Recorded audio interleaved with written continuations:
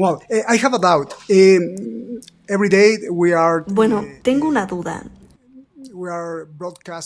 Nosotros todos los días transmitimos programas especiales sobre el genocidio en Gaza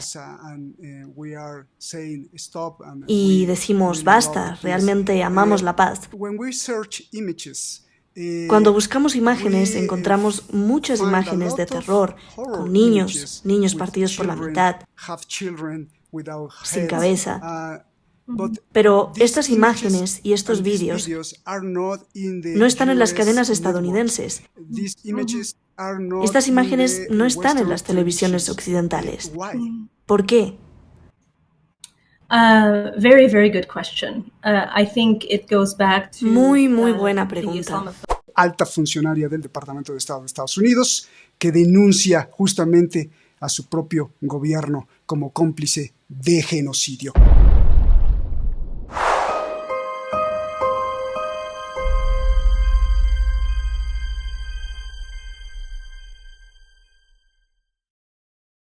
Hoy tenemos una entrevista exclusiva, muy importante, con un personaje que nos ha impresionado y que tiene mucho que decir.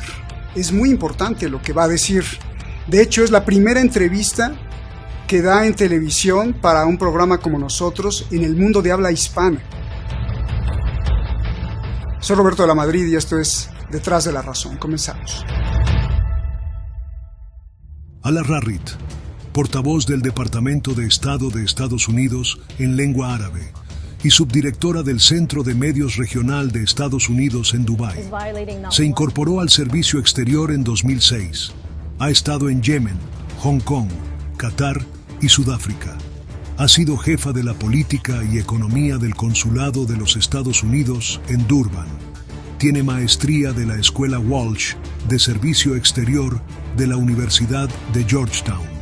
Especialización en estudios árabes, licenciatura en Relaciones Internacionales y Estudios de Oriente Medio de la Escuela Elliott de la Universidad George Washington. Within the U.S. government with resignations and walkouts by government employees.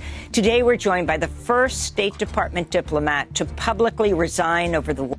Renunció de sus altos cargos en protesta por la ayuda a Israel. Está en exclusiva con nosotros, por primera vez en un medio de habla hispana, para denunciar las atrocidades de las que son cómplices los que eran sus jefes, el presidente Biden y Anthony Blinken, secretario de Estado de Estados Unidos.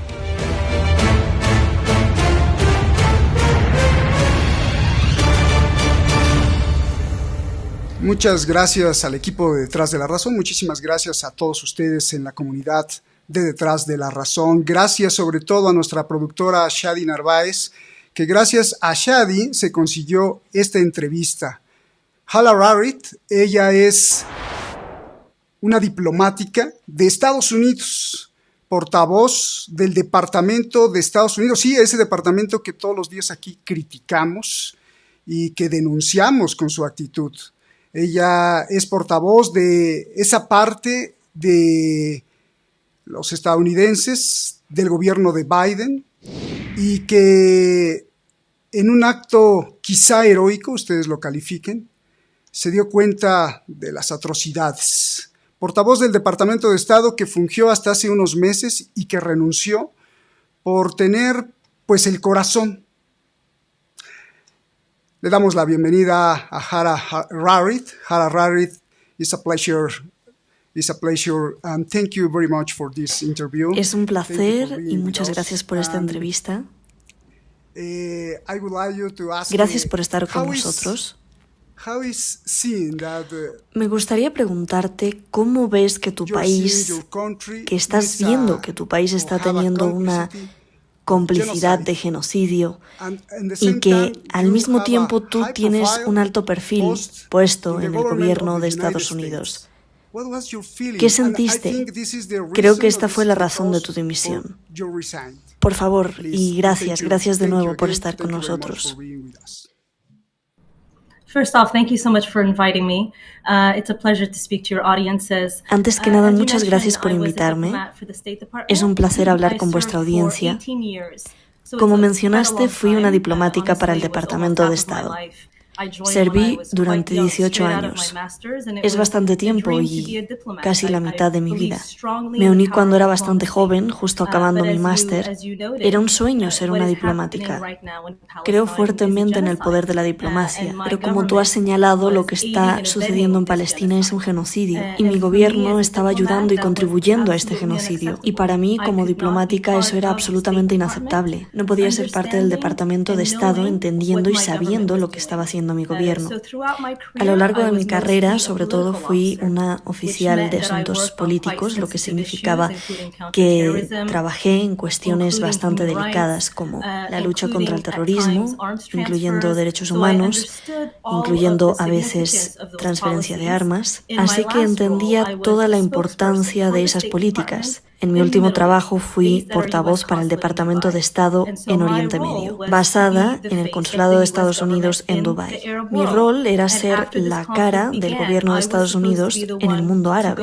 Y después de que empezó este conflicto, se suponía que yo debía presentarme en la televisión árabe a presentar los puntos de discusión que venían de Washington. Y en cuanto leí esos puntos de conversación, me negué.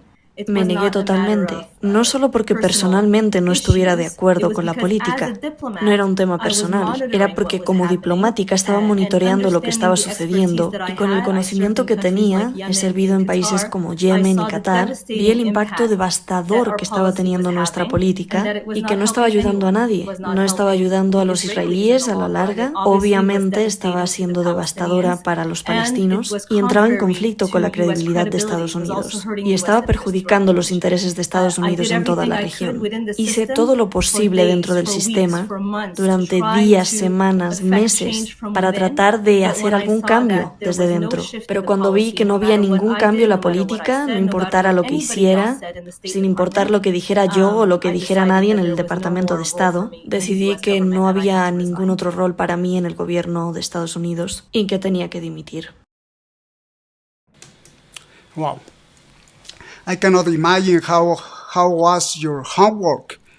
No puedo imaginar cómo era tu trabajo relacionado a lo que veías, lo que tenías que decir cuando aparecías en la televisión, porque eras portavoz y tener que justificar la ayuda a un régimen o a un gobierno que estaba cometiendo un genocidio. ¿Cuál fue el peor momento en tu carrera en el que dijiste, basta, no puedo continuar, no puedo seguir? Puedo imaginar enfado, quizás lágrimas. Por favor, cuéntanos sobre esto. Absolutamente, fue devastador. Creo que el peor momento fue cuando me di cuenta de que mi gobierno estaba intencionalmente violando la ley estadounidense, de que estaba intencionalmente permitiendo la matanza de civiles, porque yo mantenía la esperanza de que si solo ellos entendieran, si tan solo supieran lo que realmente estaba sucediendo, por supuesto que cambiarían su política. Pero como tú mencionaste sobre las entrevistas, antes del 7 de octubre hice cientos de entrevistas en diferentes medios árabes sobre un amplio espectro de temas.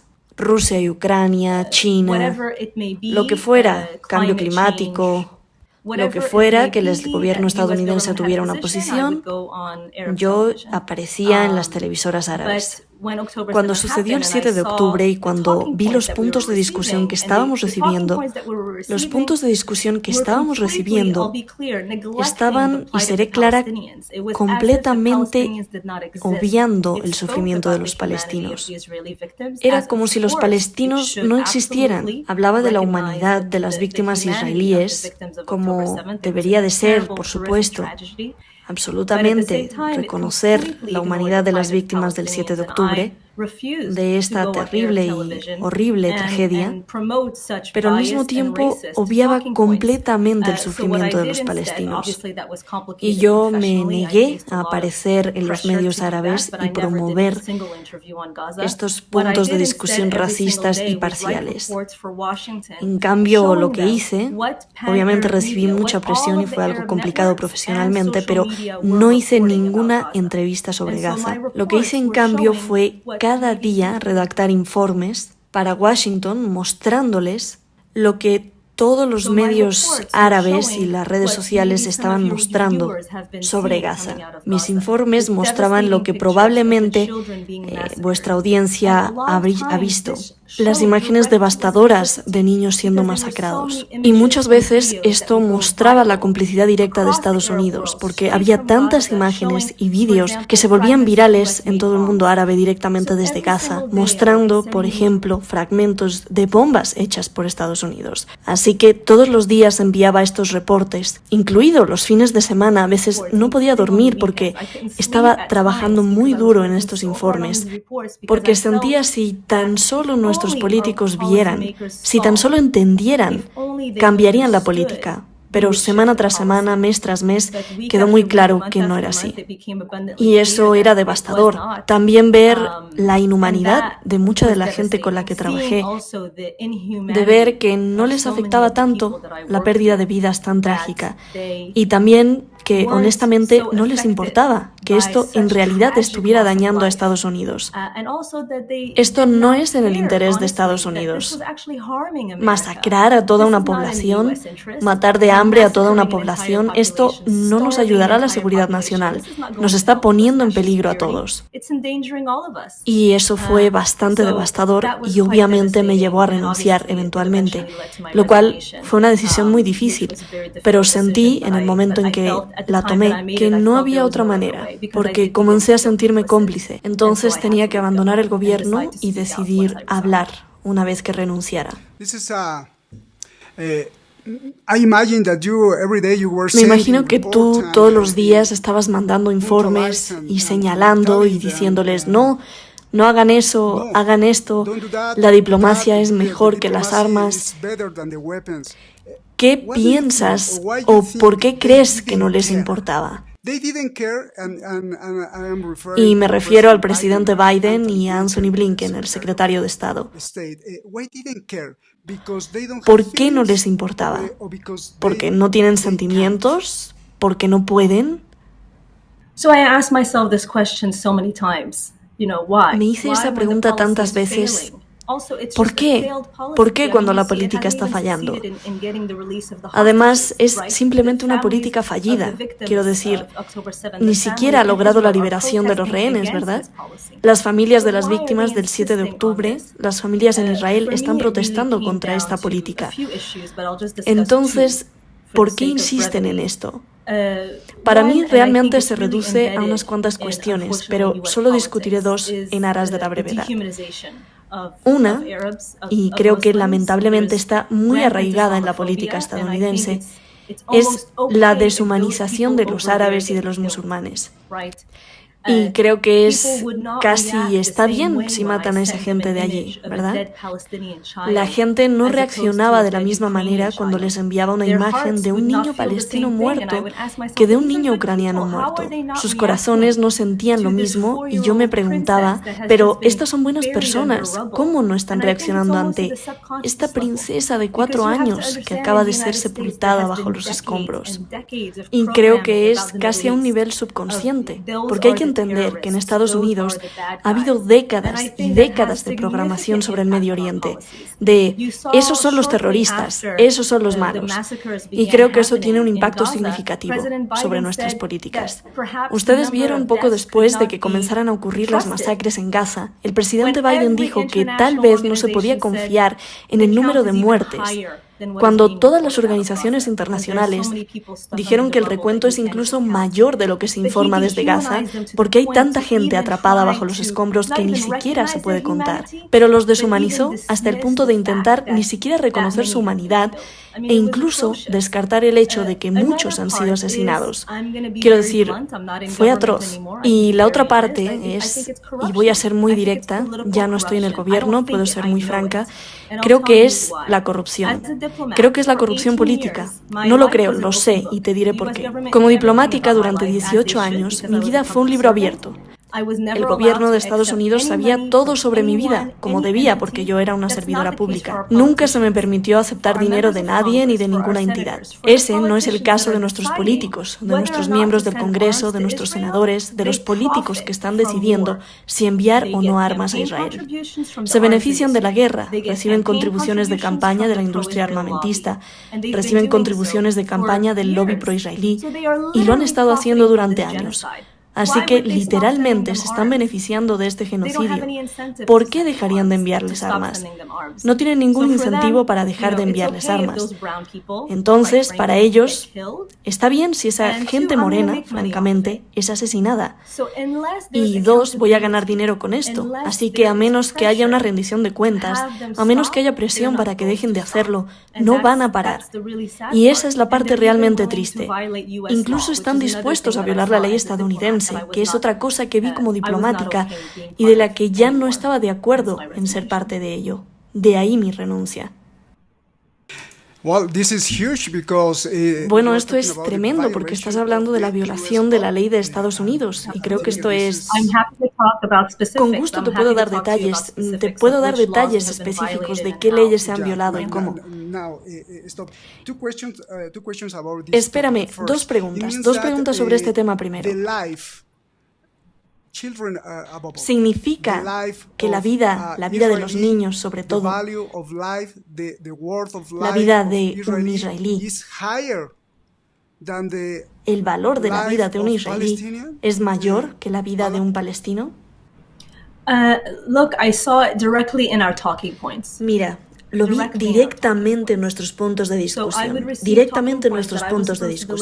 Recibía desde Washington los temas de debate que se suponía debía transmitir, que humanizaban a las víctimas israelíes, que hablaban sobre la difícil situación de las víctimas israelíes, como absolutamente debería ser, pero luego ignoraban por completo la difícil situación de los palestinos. Te daré un ejemplo. 100 días después del conflicto, y vuestros espectadores pueden buscar esto en Google, pueden ir al sitio web del Departamento de Estado y ver la declaración oficial que salió de Washington 100 días después del conflicto. Deberían leerlo. No menciona ni una sola vez la palabra palestino. 100 días después de que comenzara el conflicto, miles y miles y miles de civiles en Gaza ya habían sido asesinados y masacrados. Civiles. Pero el mensaje de los 100 días que salió del Departamento de Estado solo hablaba de los rehenes. Solo hablaba de los rehenes. Entonces, ¿qué te dice eso? Te dice que el nivel de deshumanización está tan arraigado en el gobierno de Estados Unidos. Y cuando recibí ese mensaje de los 100 días que se suponía debíamos amplificar, dije, ¿dónde está el resto del mensaje? Esto es solo la mitad. ¿Dónde está el resto del mensaje? Y me dijeron, nos olvidamos. No sé si realmente se les olvidó. No sé si es intencional, pero así fue como se dio a conocer el mensaje. Y así te demuestra que la vida de algunos es más valiosa que la vida de otros, lamentablemente, para el gobierno de los Estados Unidos. La segunda cuestión sobre este tema es que hablas de corrupción. Y mi pregunta es... ¿Corrupción de quién? Entiendo que la industria de las armas es muy poderosa, pero ¿solo eso? ¿Solo este sector? Porque creo, y me lo dirás tú, hay más poderes especiales en el mundo, intereses extranjeros.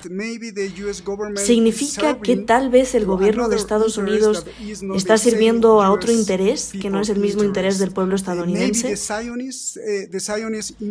Quizás la intención sionista de tener un gran Israel.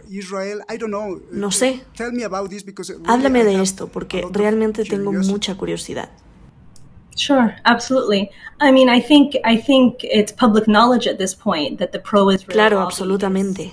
Quiero decir, creo que a estas alturas es de conocimiento público que el lobby pro-israelí es extremadamente poderoso en Washington, ¿verdad? Y el lobby pro-israelí es muy diverso y grande, por lo que incluye obviamente al más famoso, AIPAC, que aunque está haciendo cabildeo para un gobierno extranjero, normalmente si haces lobby para un gobierno extranjero tienes que cumplir con regulaciones diferentes porque estás representando a un gobierno extranjero, pero en realidad están registrados como una organización estadounidense, por lo que pasan por alto todas esas regulaciones.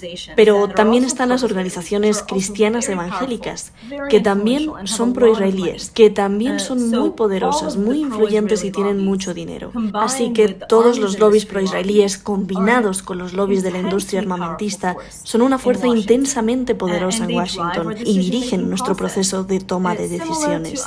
De manera similar, estoy segura que tus espectadores están familiarizados con un tema muy diferente de la política interna, los tiroteos masivos en Estados Unidos. Cada pocos meses oímos sobre los tiroteos masivos en Estados Unidos, otra escuela con un tiroteo masivo. Pero no se cambia ninguna política, no se cambia ninguna ley. ¿Por qué seguimos teniendo armas en manos de adolescentes en Estados Unidos?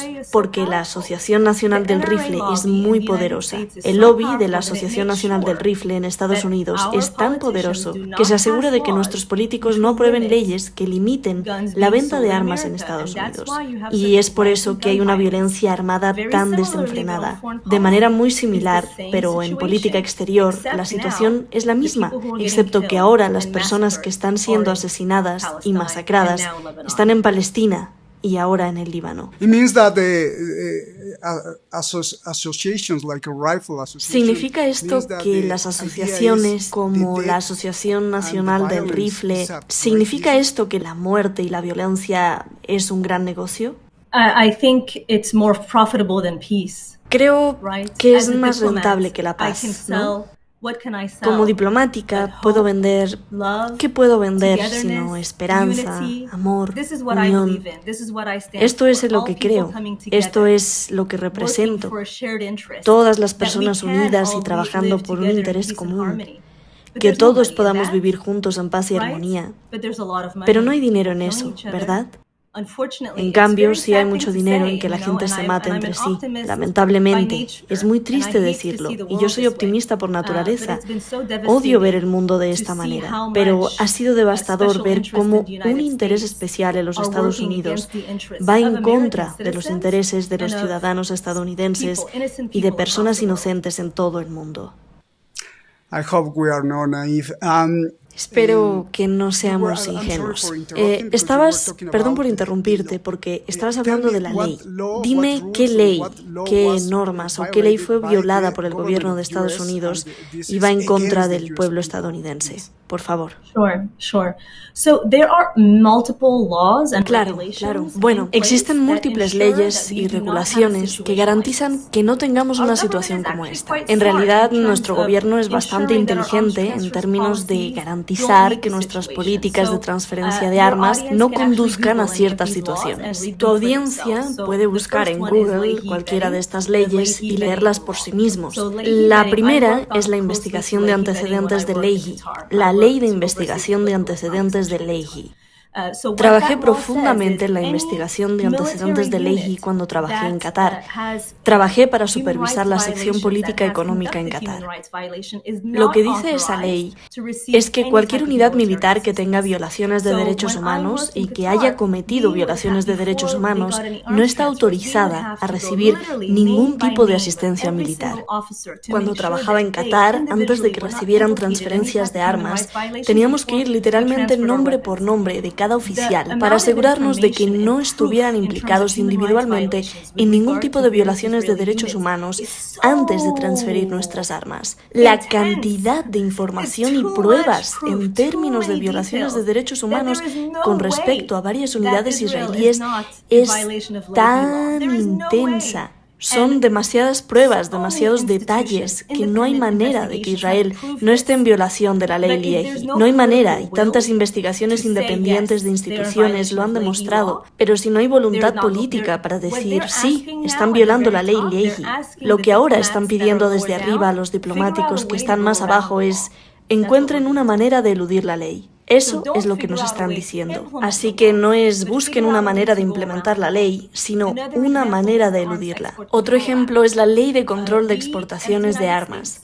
Nosotros, como Estados Unidos, solo podemos enviar armas a países que vayan a utilizarlas con fines defensivos, no ofensivos. Está muy claro, a pesar de todo lo que los israelíes están diciendo sobre la autodefensa. Por eso, por cierto, siempre se oye al secretario Blinken decir que tienen derecho a defenderse, porque está tratando de garantizar que Estados Unidos no esté en violación de la Ley de Control de Exportación de Armas. Pero si alguien está observando lo que está sucediendo en Gaza, está muy claro que esto no es defensa. No se puede masacrar a decenas de miles de personas en nombre de la autodefensa y ahora ir al Líbano. Esto no es defensa propia. Hezbollah apenas hizo nada como reacción en comparación con la agresión israelí en el Líbano. Esto es de naturaleza ofensiva. Así que nuevamente estamos violando la ley de control de exportaciones de armas. Otra ley es la ley de asistencia exterior, que establece que si un país prohíbe que la asistencia humanitaria llegue a personas necesitadas, a civiles necesitados, tampoco están autorizados a recibir asistencia militar estadounidense. Todas y cada una de las organizaciones humanitarias sobre el terreno, creo que sin excepción, confirman que Israel está bloqueando la asistencia humanitaria hasta el punto de provocar hambruna en Gaza. No sé si tu audiencia o si vieron el artículo de ProPublica que se publicó ayer, que mostraba que el secretario Blinken recibió esta información de expertos dentro del gobierno de Estados Unidos, de USAID dentro del Departamento de Estado, diciendo que Israel está violando esto. Por lo tanto, según la ley de asistencia exterior, deben de dejar de enviarle armas. Este informe tenía que ir al Congreso, pero en las altas instancias cambiaron las palabras de los expertos en la materia. Otra mujer que trabaja para el Departamento de Estado, llamada Stacy Gilbert, fue una de las expertas en la materia que escribió este documento. Ella vio que mintieron, que cambiaron las palabras de los expertos en la materia y ella también renunció. Y la razón por la que están mintiendo y cambiando las palabras de los expertos es para poder seguir enviando armas a Israel. Estas son solo 3 de las leyes que espero que sean útiles para que tu audiencia comprenda por qué esta administración está violando intencionalmente la ley de Estados Unidos al continuar apoyando a Israel de esta manera. Anthony Blinken, Biden... ¿Quieres decir esto que Anthony Blinken, Biden mintieron al Congreso? Bueno, este informe salió específicamente del Departamento de Estado, así que sí, absolutamente. Well, I have a doubt. Every day we are, bueno, tengo una duda. Nosotros todos los días transmitimos programas especiales sobre el genocidio en Gaza y decimos basta, realmente amamos la paz. Cuando buscamos imágenes encontramos muchas imágenes de terror, con niños partidos por la mitad, sin cabeza. Pero estas imágenes y estos vídeos no están en las cadenas estadounidenses. Estas imágenes no están en las televisiones occidentales. ¿Por qué? Very, very good question. I think it goes back to muy buena pregunta. Creo que se remonta a la islamofobia y el racismo del que hablamos, porque sabemos que la cobertura con respecto a Ucrania fue muy diferente, ¿verdad? Las imágenes que surgieron con respecto a Ucrania, vimos la humanidad de los ucranianos que estaban sufriendo, como deberíamos. Para las víctimas israelíes, vimos la humanidad de las víctimas israelíes, como deberíamos. Pero creo que hay 2 razones. Una, obviamente, la islamofobia y el racismo, que simplemente no nos dejan verlo. Y la segunda, que muestra la complicidad directa de Estados Unidos. Si el público estadounidense viera lo que están haciendo sus impuestos, habría mucho más malestar en Estados Unidos. Si el público estadounidense de a pie realmente entendiera, creo que habría muchas más protestas. La razón por la que vemos a los estudiantes protestar es porque ellos están en las redes sociales y ven la información que sale directamente de Gaza. Pero creo que muchos estadounidenses no son conscientes de lo que está sucediendo y por eso simplemente ven los medios de comunicación tradicionales. Y algunos de estos medios de comunicación masivos realmente intentan hacer lo mejor que pueden, pero muchos de ellos promocionan los puntos de conversación israelíes. Quiero decir, vemos esto todo el tiempo, que ellos literalmente dicen lo que el portavoz israelí dice. Es realmente loco y extraño, pero puedo decirles que como parte de mi trabajo, cuando escribía esos informes diarios, esas eran las imágenes exactas que enviaba al Departamento de Estado, porque sabía que ellos, que nuestros políticos en Washington, no tenían acceso a ellas. Así que les enviaba esas imágenes, pero desafortunadamente no fue suficiente para cambiar ninguna política. Hala, you think it could be something more because not only complicity, because maybe Hala, ¿crees que podría ser algo mayor, no solo complicidad? Porque quizás ellos obedecen porque el dinero y el capital de esta gran y enorme red quizá es del grupo sionista o de los lobbies israelíes y ellos pagan y entonces tienes que aceptar o estás despedido. ¿Podría ser? Well, I mean, with reference to people losing their jobs in terms of Bueno, con referencia a las personas que pierden sus empleos, en términos de gente del Congreso, hemos visto que esto ha sucedido este año. No sé si los espectadores estén familiarizados con el congresista Bowman, Jamal Bowman de Nueva York, y Cori Bush. Ambos estaban firmemente en contra del genocidio y ambos hablaron en voz muy alta en contra de él. Y luego el AIPAC salió y dijo: los derrotaremos. Y los derrotaron. Invirtieron millones y millones y millones de dólares para financiar a sus oponentes. Y luego perdieron. Y luego el AIPAC lo celebró. Lo celebró muy, muy abiertamente. Ni siquiera ocultan el hecho de que están tratando de conseguir eso. Y luego amenazan. Básicamente dicen: ¿sabes? Si vas en contra de esta política, prepárate para ser derrotado en tus próximas elecciones. Así que creo que muchos políticos tienen miedo. Muchos políticos no quieren perder su escaño. Y algunos hablan, algunos valientes hablan, pero muchos permanecen en silencio, lo cual es devastador. Y tengo que decir lo mismo dentro del Departamento de Estado. Tanta gente está permitiendo voluntariamente esta política que es aterrador de ver. Let me ask this. Every day we make a show, and a special show about what happened in the Middle East, and many times we are Permíteme preguntarte esto. Todos los días hacemos un programa y un programa especial sobre lo que está sucediendo en Oriente Medio y muchas veces estamos en vivo en el programa y es muy extraño y es incluso increíble. De pronto, en la audiencia, reunimos a miles de personas en el chat y ellos hablan y preguntan y dicen.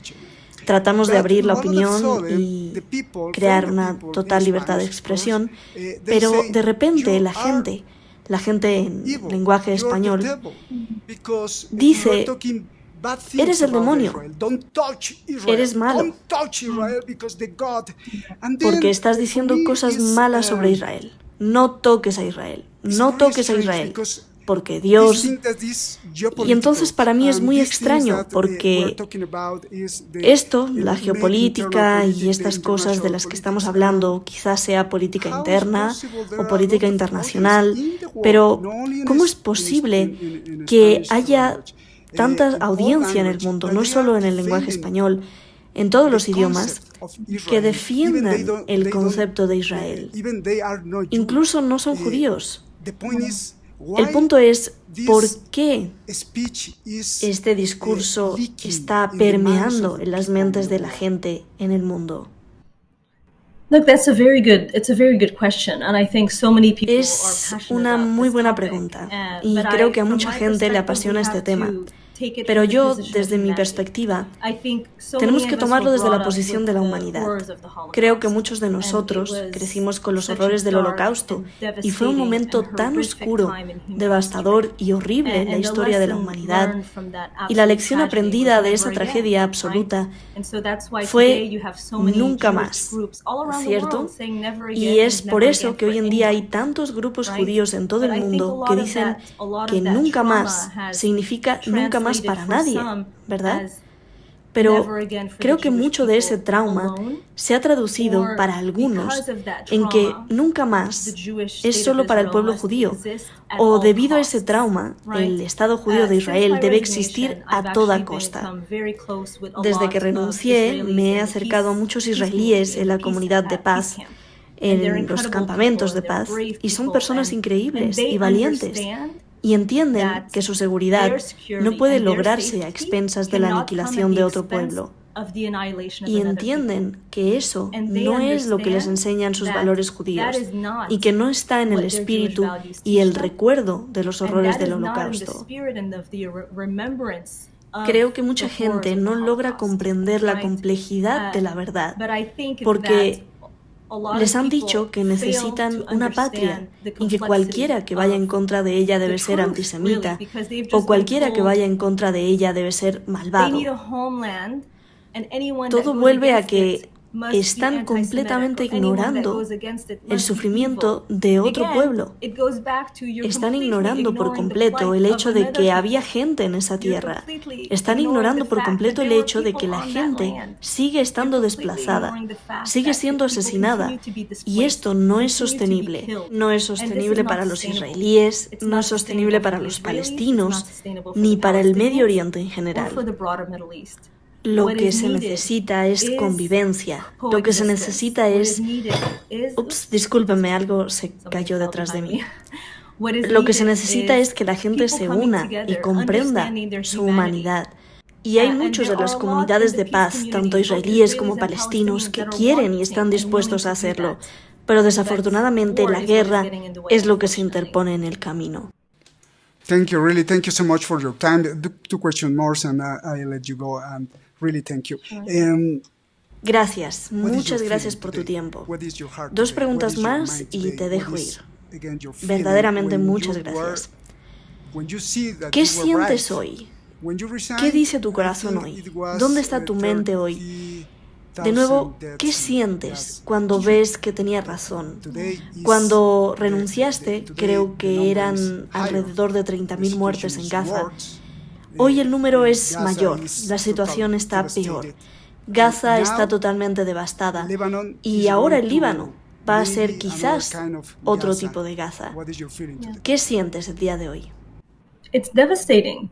It's absolutely devastating and it's heartbreaking. Es devastador, es absolutamente devastador y es desgarrador. Y nos despertamos día tras día esperando que haya un cambio y desearía no tener razón, desearía que no tuviera el efecto duradero que me preocupa que va a tener. Hace 1 o 2 meses escribí en la revista Foreign Policy de Estados Unidos sobre el estallido de una guerra regional, que estaba a la vuelta de la esquina y que eso era exactamente lo que Benjamín Netanyahu quería.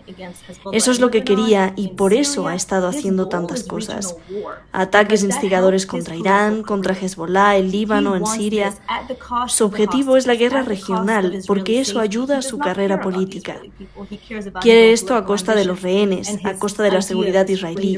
No le importa el pueblo israelí, le importan sus propias ambiciones políticas y su idea de este gran Israel. Esto es una catástrofe para los israelíes, los palestinos, los libaneses, el Medio Oriente y para todos nosotros en la comunidad global. No podemos tolerarlo. Mi única salvación, lo único que me da esperanza, es que la gente de todo el mundo esté despertando y diciendo basta de injusticia. No podemos quedarnos impasibles y permitir que se masacre a niños.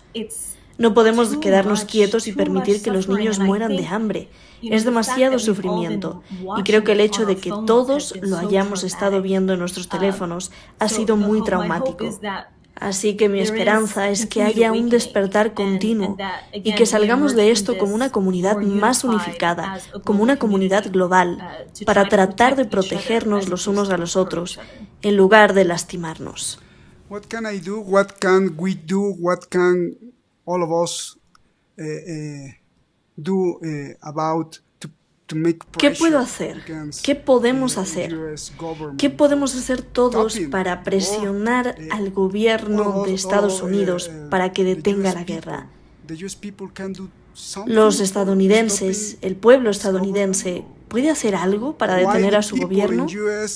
¿O por qué la gente en Estados Unidos no reacciona y dice, basta? Pago mis impuestos y están usando mis impuestos para enviar armas. Y eso significa que tenemos sangre en nuestras manos. ¿Pueden hacer algo?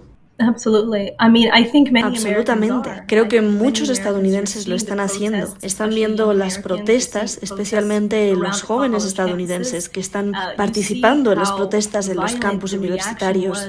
Pueden ver lo violenta que fue la reacción de la policía en todo Estados Unidos. Eso muestra el poder del pueblo, ¿verdad? Si estas protestas no importaran, si estos estudiantes no importaran, no habría habido una reacción tan contundente por parte de la policía, ni por parte del Congreso, que ahora está tratando de restringir la libertad de expresión en Estados Unidos porque muchos de estos estudiantes están hablando en contra del genocidio.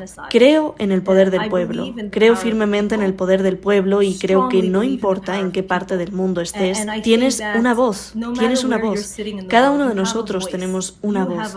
Tenemos que elegir usarla. No importa cuán pequeña o grande sea, incluso si es solo hablar con un primo, con amigos sobre lo que está sucediendo. Eso en sí mismo es poder y se propaga. Todos tenemos que ser una fuerza del bien y realmente aprecio vuestro programa por poder discutir esto con audiencias de habla hispana, porque estamos tan lejos, ¿verdad? Estamos tan lejos del conflicto que es tan fácil simplemente decir que es gente de allá, pero se trata de nuestra humanidad colectiva, la que nos permite arrojar luz. Así que gracias a vosotros, a vuestro programa, por tratar este tema. Hala, I think for many U.S. people, for many U.S. citizens, for many your coworkers, you're a Hala, creo que para muchos ciudadanos estadounidenses, para muchos de tus compañeros de trabajo, eres una especie de heroína porque preferiste el corazón libre y el buen sentimiento y la buena fe en lugar de un buen salario. Creo que esto es, no sé, pero cuéntame sobre este sentimiento porque creo que mucha gente te admira por este tipo de valentía que demostraste.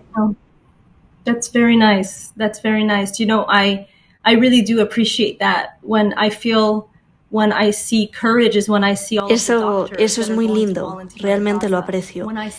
El coraje es cuando veo a todos los médicos que van a ser voluntarios en Gaza, cuando los veo ir y trabajar en Gaza por semanas y dejar a sus familias. Eso es coraje. He conocido a algunos de esos médicos y son increíbles. Y sinceramente, las cosas que han visto para ayudar a las personas necesitadas son extraordinarias. Sentí que tenía muy pocas opciones. Simplemente no me convertí en diplomática para apoyar una guerra. No me hice diplomática para vender un genocidio. Me convertí en diplomática porque creo en la diplomacia. Y cuando me di cuenta de que ya no podía ejercer la diplomacia en el Departamento de Estado, decidí que necesitaba dejar el Departamento de Estado. Y también tengo que ser honesta, soy madre y veía a mis hijos todos los días y no podía ver a mis hijos y luego ver las imágenes de los niños en Gaza masacrados y fingir que todo estaba bien. Mi corazón no pudo soportarlo, no pude. Todos tenemos una vida que vivir. Creo que debemos aprovechar al máximo nuestra vida. Necesitamos hacer todo el bien que podamos en este mundo, si no por nuestra generación, por la generación de nuestros hijos. Les debemos hacer el mundo un lugar mejor. Y por eso no me considero una heroína, pero estoy tratando de hacer todo lo que puedo para intentar hacer de este un mundo, un lugar mejor para nuestros hijos, los hijos de nuestros hijos. Hala Rarit, thank you so much. Last question and Hala Rarit, muchas gracias. La última pregunta y nos vamos. Tu pronóstico, ¿cuál crees que sea el final? ¿Cómo crees que esto se va a desarrollar? El conflicto, la situación entre ahora Israel, Hamas y Hezbollah. Yeah. Honestly, and this is not something I wish I was saying, but honestamente, y esto no es algo que me gustaría estar diciendo, pero creo que la situación seguirá empeorando, a menos que se detenga a Netanyahu. Él no se detendrá, y ahora mismo está muy claro que la actual administración de Estados Unidos no está dispuesta a detenerlo en este momento. De hecho, el Departamento de Estado acaba de aprobar otros $20.000 millones en armas. Y por cierto, lo hicieron mientras el Congreso estaba en receso para tratar nuevamente de ocultar cualquier tipo de supervisión.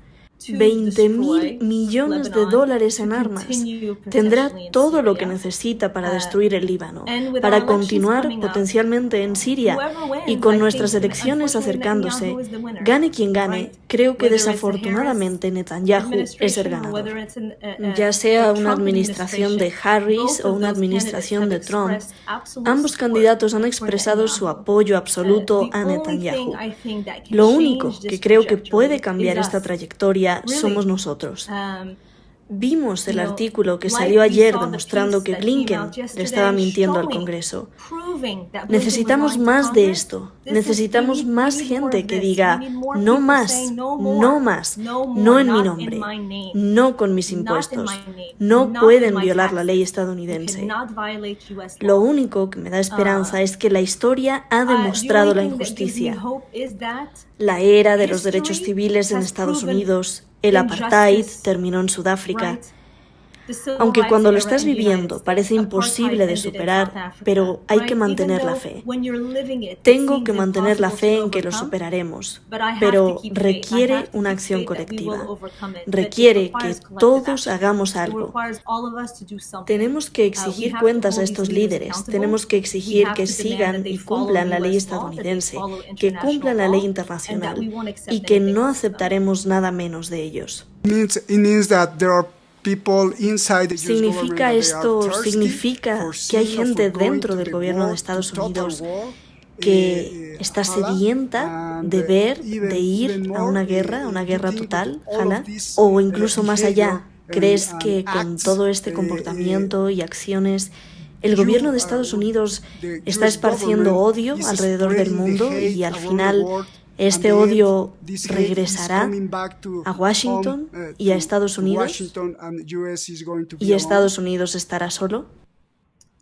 So the rhetoric coming out of Washington has been that they want La retórica que sale de Washington ha sido que ellos quieren una desescalada, ¿correcto? Estos son los puntos oficiales de debate, que ellos quieren una desescalada y que no quieren una guerra regional. Pero tienes que tomar acción si quieres una desescalada. Tienes que asegurarte de que haya una reducción de la tensión. Pero si envías a un loco, si le envías a un criminal de guerra un suministro ilimitado de armas, ¿qué va a pasar? Una escalada. Si tú le das una cobertura política a un gobierno que comete terrorismo, me refiero al ataque a Hezbollah con los buscapersonas. Incluso Leon Panetta, el exdirector de la CIA, confirmó que se trata de un ataque terrorista, de que no es algo que esté permitido según el derecho internacional. Si permitimos que estas cosas sucedan, habrá una escalada. Así que las palabras son una cosa y las acciones hablan mucho más. Y en este momento todo muestra que Estados Unidos está permitiendo esta escalada. Y me temo que no será solo ahora y en el futuro inmediato que enfrentemos esto, sino que será durante generaciones. Me refiero a la cantidad de trauma generacional que ha surgido en Gaza. Cuando ves a tantos huérfanos, miles y miles, la estimación es entre 20.000 o más huérfanos en Gaza. ¿Cómo van a crecer estos niños? ¿Cómo no van a querer estos niños vengar el asesinato de sus padres? No hay ninguna duda. Así que con esta política se está literalmente creando un Medio Oriente inestable para las generaciones venideras. Y de nuevo, debo regresar a que necesitamos detener esto, necesitamos detenerlo ahora y necesitamos un alto al fuego y un camino a la rehabilitación y a la coexistencia. Esa es la única solución sostenible. La diplomacia es la única respuesta. La guerra, las armas no lo son. Apreciamos tus palabras. Disculpa por la pregunta personal, pero ¿cuál es tu futuro? Como madre, ¿vas a trabajar? ¿Dónde vas a trabajar? ¿Qué vas a hacer? Por ahora voy a seguir haciendo esto. Espero que la guerra termine para poder concentrarme en otra cosa. Pero desafortunadamente, mientras esto suceda, siento que tengo la obligación y el deber de seguir hablando, de seguir alzando la voz. Así que estoy haciendo todo lo posible, porque realmente no puedo descansar hasta que esto termine. Así que solo espero que algo cambie. Y de nuevo, una bendición ha sido que he podido conocer a tantos seres humanos increíbles a través de todo esto. Puedo asistir a programas maravillosos como el de ustedes y he conocido activistas por la paz de todo el mundo, exfuncionarios de varios gobiernos que también renunciaron por guerras pasadas, como mencioné, activistas por la paz israelíes, organizaciones de activistas por la paz palestinas, que están haciendo tanto bien en el mundo y eso me da esperanza. Así que continuaré con la diplomacia. Siempre seré una diplomática y eso estará en mi corazón, pero continuaré haciéndolo desde fuera del gobierno para tratar de lograr una paz real. Muchos políticos en Estados Unidos y alrededor del mundo tienen que entender y tienen que aprender y tomar esta lección de ti. Muchas gracias, realmente muchas gracias, y apreciamos mucho tu presencia aquí con nosotros y apreciamos tus palabras. Gracias y buena suerte, Hala. Gracias, muchas gracias por vuestro tiempo. Gracias por tenerme. Hala Rarit. Gracias, muchas gracias. Adiós. Gracias a todos ustedes por estar en esta exclusiva entrevista. Ustedes la escucharon. Funcionaria del Departamento, alta funcionaria del Departamento de Estado de Estados Unidos, que denuncia justamente a su propio gobierno como cómplice de genocidio. Muchísimas gracias y nos estamos viendo hasta la próxima.